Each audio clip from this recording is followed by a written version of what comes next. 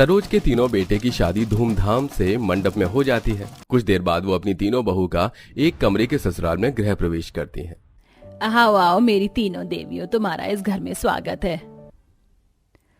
माँ जी बहुत गर्मी लग रही है, जल्दी से मुझे मेरा कमरा बता दीजिए, मुझे आराम करना है। माँ जी मुझे भी। हाँ माँ जी, हमारा कमरा दिखा दीजिए ना, आपने हम सबका कमरा बहुत अच्छे से सजाया होगा ना। हे भगवान, अब मैं अपनी बहुओं को क्या बताऊं कि मैंने किसी का कमरा नहीं सजाया, क्योंकि यहाँ कमरा ही नहीं है। अब तो माँ पकड़ी गई। हाँ, वो दरअसल श्वेता ये कमरे का ससुराल है, लेकिन बड़ा है, यहाँ कमरे नहीं बने हुए। क्या यहाँ पर कमरा नहीं है तो हम रहेंगे कैसे? मेरे साथ तो मेरी दोनों देवरानी भी हैं। बहू, जैसे ही पैसों का इंतजाम हो जाएगा तो और घर बन जाएगा, फिलहाल के लिए तुम्हें एडजस्ट करना होगा। हाँ बहू, और तुम तीनों फिक्र मत करो, यहाँ सबके कमरे की तरफ पर्दे लगाकर कमरा अलग अलग कर दिया है, ठीक है? माँ जी, पर्दा लगाने से पार्टीशन थोड़ी हो जाता है, ऐसे हम कैसे रहेंगे? राहुल, तुम तो जानते हो ना, आज हमारी फर्स्ट नाइट है, फिर हम पर्दे में कैसे रह पाएंगे? अरे अनामिका, ये सारी बातें यहाँ पर मत करो, अपने कमरे में जाकर करते हैं। तब सास तीनों बहू को अपने अपने कमरे में भेज देती है। अजीत, मुझे बहुत गर्मी लग रही है, देखो मुझे स्वेटिंग भी हो रही है। श्वेता, आई नो बेबी, लेकिन मैं इस वक्त क्या कर सकता हूँ? देखो खिड़की तो खुली है ही, कुछ देर में हवा आएगी तो तुम्हें अच्छा लगेगा। क्या अच्छा लगेगा सुमित? हवा आने तक मैं गर्मी में मरती रहूं क्या? पूरे एक कमरे में एक ही पंखा है जिससे हवा भी नहीं आ रही है। कल मैं अपने मायके वालों से कहकर यहाँ फर्स्ट क्लास एसी लगवा लूंगी ताकि मुझे राहत रहे। अच्छा ठीक है, वैसे तो मैं एसी लेना नहीं चाहता, लेकिन तुम अनकंफर्टेबल हो, इसीलिए अपने मायके वालों से एसी की कह दो। हाँ, कहना ही पड़ेगा, वरना मैं रहूंगी कैसे? अजीत, आज हमारी सुहाग रात थी, इस गर्मी में वो भी नहीं हो पाएगी, लेकिन कल एसी आ जाने के बाद हम इस रात को पूरा जरूर करेंगे। तुम बिल्कुल ठीक कहती हो जाने मन, तुम पर थोड़ी सी हवा कर देता हूँ। रोमांटिक अंदाज में अजीत श्वेता के कानों पर फूंक मारता है। अजीत, ये क्या कर रहे हो? छोड़ो। अच्छा बाबा। देखो ना अनामिका, उस तरफ से कितनी आवाज आ रही है, तुम्हारा कुछ मन नहीं है क्या इस तरीके का? राहुल, अपनी बकवास बंद करो, तुम्हें दिख नहीं रहा कितनी गर्मी हो रही है? और ऐसे में तुम ये सब बातें कर रहे हो, गर्मी से दिमाग फटा जा रहा है। एक कमरे का ससुराल और उसमें भी एक पंखा है जिससे हवा नहीं आ रही है। ऐसे नई बहुओं का स्वागत कौन करता है? अरे यार, मम्मी पापा ने बोला तो कि थोड़ा घर बनने में टाइम लगेगा, तब तक एडजस्ट कर लो। अरे घर में एडजस्ट कर लूंगी, गर्मी में कैसे करूं यार? बस बहुत हो गया। कल तो मैं अपने मायके से कूलर मंगवाऊंगी, वो भी बड़े वाला जो फर्राटे सी हवा देगा। हैं? सच्ची? ठीक है जानू, रुको मैं तुम्हें अभी हवा कर देता हूँ, मेरा पंखा है यहाँ पर। राहुल पास रखे हाथ पंखे से अपनी पत्नी के तरफ हवा करने लगता है। वहीं दूसरी तरफ बड़े जेठ जिठानी की आवाज सुन रजनी और विक्रम भी बातें करते हैं। अजी, मुझे तो बड़ी घुटन सी हो रही है, नाम की हवा आ रही है इस कमरे में। दोनों जेठानी जी का कमरा आगे है, लेकिन सबसे कोने में मेरा कमरा है। मैं कैसे सोऊं गर्मी में? और तुम इतना आराम से कैसे हो? पहले तो ये बताओ, तुम्हें पता नहीं आज क्या है हमारे लिए, हमारी बहुत खास रात। रजनी, मुझे सब कुछ पता है, पर मैं चाहकर भी कुछ नहीं कर सकता। मेरी नौकरी भी इतनी अच्छी नहीं है कि मैं किश्तों पर कूलर भी खरीद कर ले आऊं। तुम्हें थोड़ा सा इंतजार करना होगा। मैं तो अपने मायके में भी गर्मी में रहती थी और ससुराल में भी गर्मी में ही रहूं। सोचा था यहाँ पर तो सही से रहूंगी, पर नहीं, हमारी आज की रात भी बेकार हो गई। तुम्हारा मूड खराब है, अच्छा कर देता हूँ। देखो क्या लाया हूँ तुम्हारे लिए। तुम गजरा लाए हो मेरे लिए? अपने हाथों से लगा दो। विक्रम आहिस्ता से उसके बालों में गजरा लगाता है, जिससे उसे गुदगुदी होती है, और फिर रजनी उसका हाथ पकड़ लेती है तो उसकी चूड़ियां बजने लगती हैं, जिससे सास ससुर शर्मा जाते हैं। अरे भगवान, कहीं हमने घर के अंदर सोकर गलती तो नहीं कर दी? अरे आज हमें बाहर सोना चाहिए था, तीनों बच्चों की। आप ठीक बोल रहे हैं, लेकिन अब इस वक्त रात में उठकर लाइट जलाकर बाहर जाएंगे तो बच्चे परेशान हो जाएंगे। थोड़ा तो उन्हें अंधेरे का सहारा मिले। तुम बिल्कुल ठीक कहती हो। तीसरी वाली गरीब बहू अपने पल्लू से अपने पति को अपनी हवा करके सो जाती है। जैसे तैसे सुबह होती है तो तीनों बहू तैयार होकर पहली रसोई का खाना बनाने चूल्हे पर बैठती हैं, तो गर्मी से बुरा हाल होने लगता है। बाप रे, कितनी गर्मी है। यहाँ तो कोई मॉडर्न किचन भी नहीं है, मेरे बस की बात नहीं है। माँ जी, इस पर खाना बनाना कितना भभक रहा है ये। हाँ, तो मैं पागल हूँ क्या जेठानी जी की तरह? माँ जी, मैं भी अमीर घर से आई हूँ, मुझे भी इस चूल्हे वगैरह पर काम करना नहीं आता और ना मैं करूंगी। मुझे गर्मी लग रही है, रात को भी बड़ी मुश्किल से सोई हूँ। दीदी, आप रात को बड़ी मुश्किल से सोई तो हो, मैं भी रात को परेशान हुई हूँ। आप दोनों तो फिर भी बाहर थे, हमें तो कोने में बिल्कुल हवा नहीं आई। लेकिन माँ जी, मैं चूल्हे पर खाना बना लूंगी, रस्म तो करनी ही है। हाँ बहू, अनामिका, श्वेता बहू, तुम भी थोड़ा थोड़ा खाना बनाने में मदद करवा देते तो रस्म पूरी हो जाती। बाकी बना लेगी रजनी बहू। हाँ, इतना तो हम कर ही सकते हैं। फिर एक चूल्हे पर मीठी खीर बनती है, दूसरी तरफ दोनों बहू आटा लगाकर सब्जी काट देती हैं, जिसे रजनी बहू की चूल्हे पर बना देती है। फिर सब साथ बैठकर खाना खाते हैं। वाह बहू, खाना तो बहुत अच्छा बना है। शुक्रिया पापा जी।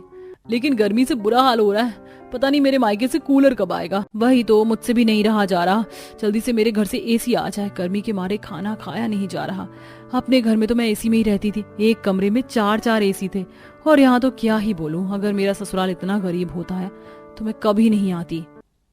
श्वेता बहू, ऐसे मत कहो, बस कुछ दिन इंतजार कर लो, फिर सब ठीक हो जाएगा। जैसे तैसे सब खाना खा लेते हैं। तीनों भाई अपने काम पर चले जाते हैं। इतने में दोनों बहुओं के मायके से एसी और कूलर आ जाता है, जिसे दोनों देखते ही खुशी से पागल हो जाती हैं। आखिरकार मेरे मायके से एसी आ ही गया। अब तो इसकी ठंडी ठंडी हवा में मैं सो पाऊंगी, और रात को मैं और अजीत भी। अरे, मेरे घर से भी कूलर आ ही गया। मुझे तो इसकी ठंडी ठंडी हवा बूंद के साथ अच्छी लग रही है। हाँ छोटी जेठानी जी, आपने बिल्कुल ठीक कहा, जल्दी से कूलर चला दीजिए ना। इसकी ठंडी हवा खाने के लिए मैं बेताब हूँ। वैसे भी दोपहर में बहुत गर्मी हो रही है। ओहो, मैं तुम्हें अपने कूलर की ठंडी हवा क्यों खिलाऊं भला? हम दोनों के घर से तो हमारा सामान आ गया, तुमने अपने मायके से क्यों नहीं मंगवाया? अच्छा, तुम तो गरीब हो ना, इसीलिए मैं तुम्हें अपना कुछ नहीं शेयर करने वाली। तभी अनामिका अपना कूलर अपने कमरे की तरफ लगा देती है और श्वेता का एसी भी उसके कमरे में लग जाता है। छोटी बहू के कमरे की तरफ बहुत गर्मी थी, तभी वो श्वेता के कमरे की तरफ एसी की ठंडी हवा खाने आती है। दीदी, आपके कमरे का हिस्सा तो बहुत ठंडा लग रहा है, क्या मैं कुछ देर के लिए यहाँ बैठ जाऊँ? नहीं, मेरे कमरे की तरफ आने की तुम्हें कोई जरूरत नहीं। एक बार बुलाया तो बार बार आओगी। वैसे भी ये मैंने अपने लिए मंगाया है, तुम्हारे लिए नहीं। अरे माँ जी, पापा जी, आप वहाँ क्यों खड़े? आप तो आ सकते हैं। नहीं नहीं बहू, तुम आराम करो, वैसे इस एसी की ठंडक हमारे कमरे तक आ रही है, ये अच्छा है। बेचारी रजनी गर्मी में परेशान होती है, अखबार से हवा करने लगती है और सत्तू का शरबत बनाकर घर में सबको दे देती है। रात होती है, सब खाना खाने के बाद अपने अपने कमरे में चले जाते हैं। जैसे ही जेठ जेठानी रोमांटिक होने की कोशिश करते हैं कि लाइट चली जाती है। इस लाइट को भी अभी जाना था। सुहाग रात को लेकर हम दोनों के कितने अरमान थे, अब फिर से गर्मी में मरना पड़ेगा। हाँ नामिका, मुझे तो लगता है हमारी सुहागरात हो ही नहीं पाएगी। अब ये लाइट घंटे से पहले तो आने से रही। लाइट जाने के बाद एसी की ठंडक राहुल 5 मिनट तक रहेगी, उसके बाद हम दोनों फिर से गर्मी में तड़पने लगेंगे और हमारी सुहागरात फिर से रह जाएगी। लगता है अभी गर्मी में ही मरना पड़ेगा। वहीं रजनी और विक्रम का भी गर्मी से बहुत बुरा हाल हो जाता है और वो अपने हाथ पंखे से हवा करते ही सो जाते हैं। अगले दिन गर्मी और काम करने में ही सारा दिन गुजर जाता है और ये तीसरी रात तीनों के लिए खास थी। एसी की हवा में श्वेता और अजीत खुश होते हैं, वहीं अनामिका के कूलर की तेज हवा से दोनों देवरानी जेठानी के पर्दे उड़ने लगते हैं। तीनों को तकलीफ होती है। अरे अरे, ये क्या हो रहा है? जेठानी जी की हवा से पर्दे उड़ रहे हैं, थोड़ी तो मर्यादा रखिए। अरे जेठ जी। ओहो अनामिका, ये क्या हो गया? कूलर की वजह से पर्दे उड़ रहे हैं, कोई भारी चीज लगानी पड़ेगी। जी जी, ठीक करती हूँ। लगता है ऐसे में भी सुहागरात नहीं हो पाएगी। कूलर की तेज हवा से श्वेता के हिस्से की तरफ भी पर्दे उड़ते हैं। जैसे तैसे अनामिका अपना कूलर एडजस्ट करती है। सास ससुर तो सो रहे थे, लेकिन किसी की भी सुहागरात नहीं हो पाती और दिन यूं ही गुजरते रहते हैं। घर के पड़ोसी बहू बेटों से घर में नन्ही किलकारी आने की खबर पूछते हैं। इसी बात से परेशान होकर बहू बेटे घर में मकान बनाने की बात करते हैं। बच्चों, मैं तुम सबकी परेशानी समझता हूँ, लेकिन सारी दिक्कत पैसों की है। हम तीनों भाइयों की नौकरी इतनी अच्छी नहीं है, हमें कुछ दिन और इंतजार करना होगा। ये गर्मी तो पूरी हो जाएगी तब जाकर मकान बन पाएगा। नहीं जेठ जी, माँ जी, पापा जी, दोनों जेठानी जी के कमरे में तो गर्मी का समाधान है, लेकिन हमारे पास वो भी नहीं है। पर हम तीनों बहू पढ़ी लिखी हैं। जेठानी जी, अगर आप दोनों सपोर्ट करो तो हम मिलकर ऐसा कोई काम कर सकते हैं जिससे कि पैसे जमा हो जाएं और घर में एक एक फ्लोर बन जाए जहां हम सब अपने शांति से रह सके और हमें अपना एकांत समय भी मिल जाएगा। तुम बिल्कुल ठीक कहती हो रजनी, इस तरीके से तो हमने सोचने की कोशिश नहीं की। हम तीनों मेरे ऑफिस का काम कर सकते हैं जो मैं पहले करती थी। तुम 2 दिन में सीख जाओगी। ठीक है दीदी। फिर श्वेता अपने मायके से 3 लैपटॉप मंगा लेती है और अपनी दोनों देवरानी को अपना काम समझाने में सपोर्ट करती है। घर बैठकर एमएनसी कंपनी में काम करके प्रोजेक्ट हैंडल करके वो 1-1.5 महीने में ही काफी पैसे कमा लेती है, जिससे सबके पैसे मिलाकर घर में एक फ्लोर बन जाता है और अपना पर्सनल एसी वाला कमरा होने के बाद वो तीनों अपने अपने पति के साथ खुशी से रहने लग जाती हैं। गाइस थोड़ा सा म्यूजिक और लाउड करो।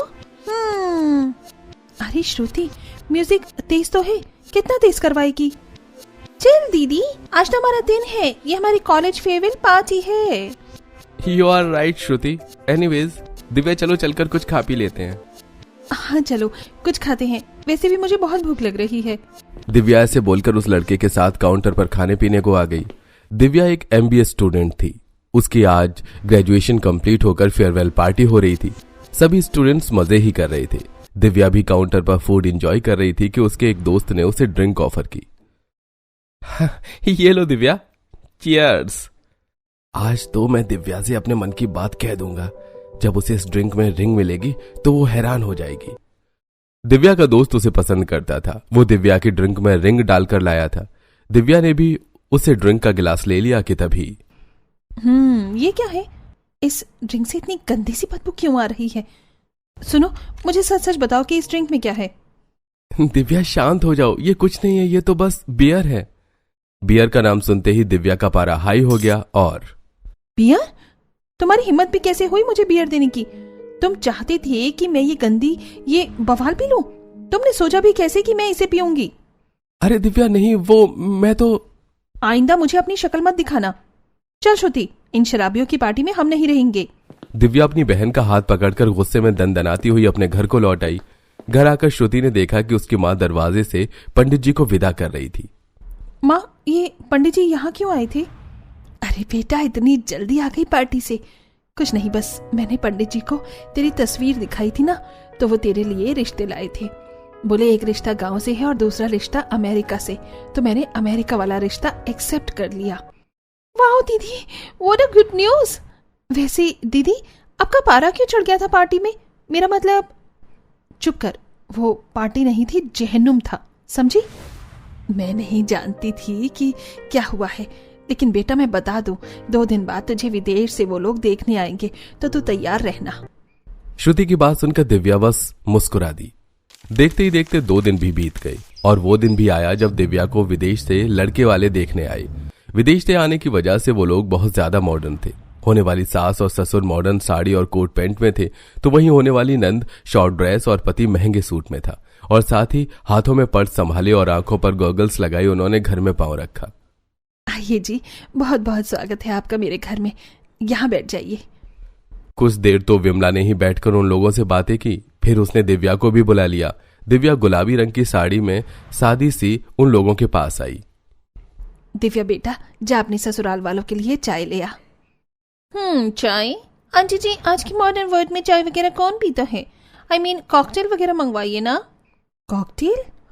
चुप कर राधिका, ये हमारा सादगी वाला भारत है, अमेरिका नहीं जो यहाँ कॉकटेल मिल जाए। बहन जी, इसकी बातों पर न जाना, आप चाय ही बनवा दो। गोपाल के कहने पर दिव्या चाय ही बनाने आ गई, लेकिन कॉकटेल वर्ल्ड उसके जहन में घूम रहा था, जिसकी वजह से उससे रहा नहीं गया और वो अकेले में अपनी माँ को बुलाकर पूछने लगी। माँ, कॉकटेल तो अल्कोहलिक होती है, आप कहीं किसी बेवड़े परिवार में मेरा रिश्ता न जोड़ देना। तू फिर से यही बातें करने लगी दिव्या। कुछ नहीं है, मैं बात कर लूंगी। विमला ने ऐसे बोलकर बात को खत्म कर दिया। बस फिर क्या था, दोनों परिवारों के बीच शादी की बात पक्की हो गई और जल्दी ही शादी की तारीख रखी गई। देखते ही देखते शादी का वक्त भी आ गया और दिव्या अपने मायके से विदा होकर अपने ससुराल पहुंच गई। अब दिव्या को विदेश में आए हुए लगभग 1 हफ्ता बीत चुका था और आज के दिन लो, ये भी हो गया। अब एक बार माँ बाबा के कमरे में देखाती हूँ सब कुछ रखा हुआ भी है या नहीं, उसके बाद मैं भी जाकर आराम कर लूंगी।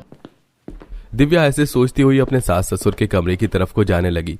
एक तरफ वो उनके कमरे की तरफ को बढ़ रही थी तो वहीं दूसरी तरफ, गोपाल जी जरा जल्दी कीजिए, और कितनी देर में आएंगे? आज पूरा 1 हफ्ता हो गया हमें ड्रिंक किए हुए, जल्दी से आइए।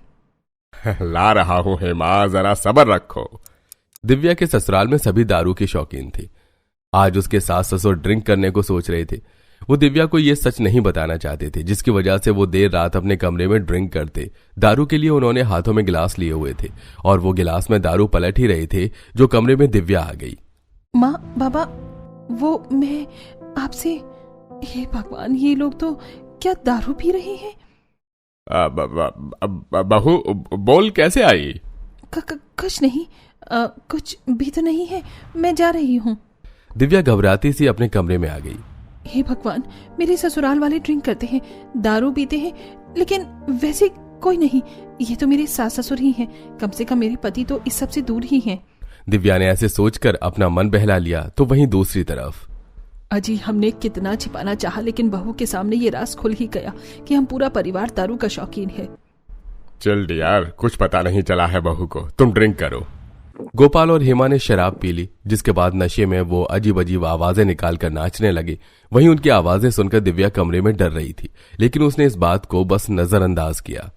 ऐसे ही कुछ दिनों बाद, वैसे राधिका, कभी खुशी कभी गम भी मेरी मनपसंद फिल्म है। राधिका, राधिका। हाँ, भाभी सही कहा। तुम इस तरह से बात क्यों कर रही हो राधिका? तुम ठीक तो हो? हाँ, मैं एकदम ठीक हूँ। हे भगवान, राधिका के मुंह से ये गंदी सी बदबू, ये अपनी बोतल में क्या पी रही है? दिव्या ने ऐसे बोलकर राधिका के पास रखी हुई उसकी बोतल को उठाया और सूंघा। हे भगवान, ये तो दारू है। राधिका भी ड्रिंक करती है? भाभी, तुम भी पियो, अच्छी है। चुप करो राधिका। हे भगवान। राधिका अपने घर के सोफे पर ही नशे में धुत होकर सो गई। दिव्या उसे नशा करता देख हैरान थी, लेकिन अभी भी उसे ऐसा करने की अपने पति से उम्मीद नहीं थी। ऐसे ही सिलसिला जारी था। दिव्या अपने परिवार वालों के नशा करने से वाकिफ थी, लेकिन वो अपने पति ओम को इस सब से दूर ही समझती थी। ऐसे ही आज वो अपने पति का काम से लौटने का इंतजार कर रही थी। कितनी देर हो गई, कब आएंगे ओम जी? हेलो ओम जी, कहाँ हो? काम खत्म नहीं हुआ अभी तक? मैं कब से आपकी राह देख रही हूँ। राधिका, मैं तुम्हें क्या बताऊं, तुम बताओ, क्या तुम रेडी हो? क्यों? अरे वो मेरे फ्रेंड्स और उनकी वाइफ्स, हम सभी साथ ही हैं, बस तुम्हारी कमी है। अगर तुम प्रेजेंटेबल हो तो तुम भी आ जाओ, दिव्या, थोड़ा एंजॉयमेंट हो जाएगा। क्या? जी ठीक है, मैं आ रही हूँ।